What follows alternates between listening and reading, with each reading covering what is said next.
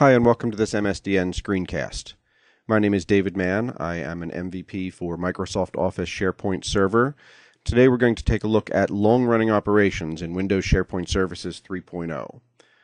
I should note, however, that everything we're going to take a look at will operate just as well inside Microsoft Office SharePoint Server 2007, so this is not WSS specific.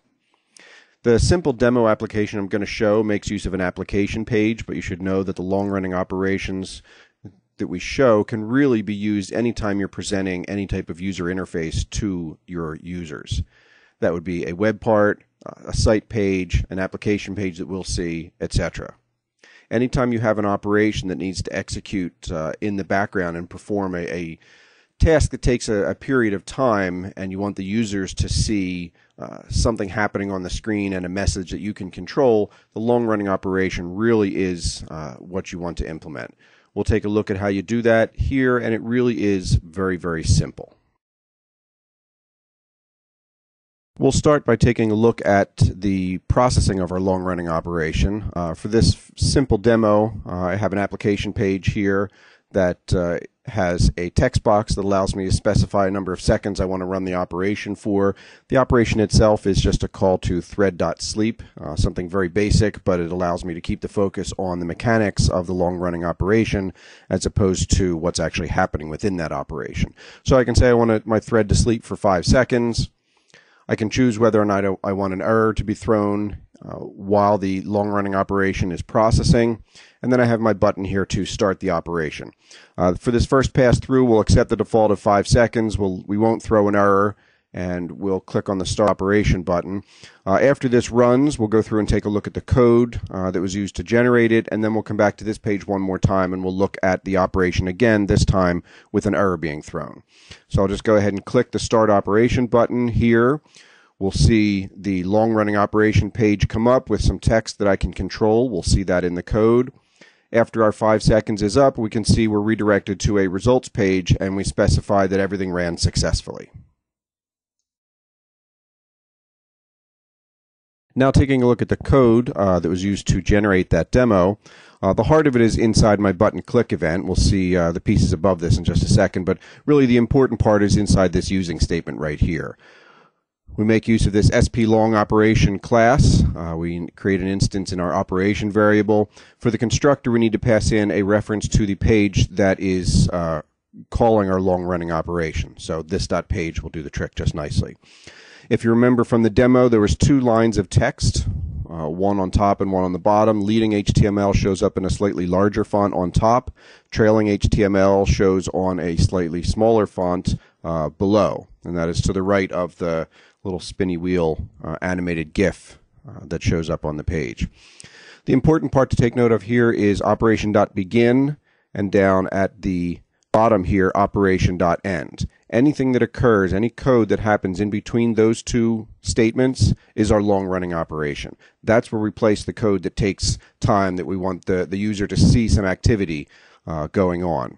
So in this case, for my simple example, all I do is call this doOperation method, and I pass in opduration times 1,000. Opduration is a value I retrieved from the text box on the form. DoOperation, which we'll look at in a second, is going to return a Boolean value. So if I get back true, then I'll set my process results to a success message. Otherwise, I'll set an error message. After we've returned and set our message, we're going to come down and make a call to operation.end, which is what handles our redirection. And in this case, we're redirecting to long-running operation /results.aspx. The important thing to take note of is this sp redirect flags.relative to layouts page. What that tells SharePoint is that this folder, long-running operation, is going to be inside my layouts folder. So that's how it gives it how it gets the full path, even though we only specify a partial name here.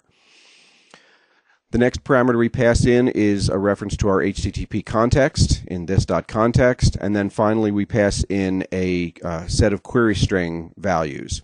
All I'm using this for here is to indicate to my results page what the message was that I set in process results here. So result equals a URL encode my process results. In case there was an error, I'm going to pass in an error code, just to be able to display some different text on my result page. The do operation itself, as I said before, is nothing more than a call to thread.sleep. So I'll sleep for half of the time initially, and then I'll check whether or not I need to throw an error. If I do, I'm going to throw that error. Otherwise, I'll just come down here and sleep for the other half of the time. My catch statement, obviously, in a real application, you would do something more than to actually handle your error. In my case, I'm just going to return false if an error is returned or is thrown. If no error is thrown, I come down here and I simply return true. So that's how we come back up to this part right here and set the appropriate results string value. One last thing to take note is that all of this operation for the long-running operation is contained within a using statement. That is because the splong operation class implements the iDisposable interface, so we want to make sure that we clean up after ourselves when we're done. The easiest way to do that is to wrap it in the using statement, so when the using statement closes here, our operation variable will be disposed of for us. The only other piece to take note of in this code is when we're making calls to this SP redirect flags enumeration, that is declared inside the Microsoft.SharePoint.Utilities namespace. So we need to add our using statement at the top for that. Otherwise, the process really is quite simple. It's anything you place in between your operation.begin and your operation.end will execute in the background while the user is looking at the spinning wheel page and whatever messages you specify.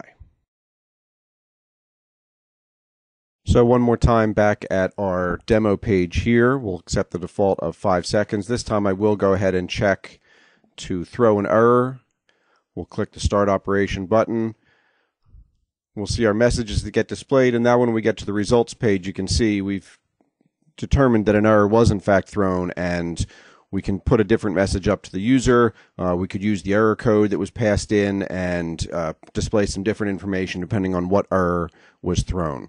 So a very simple way to have our operation executing in the background while the user sees something going on in the foreground, where we can put a user-friendly message to kind of tell them what's going on in the leading HTML or the trailing HTML.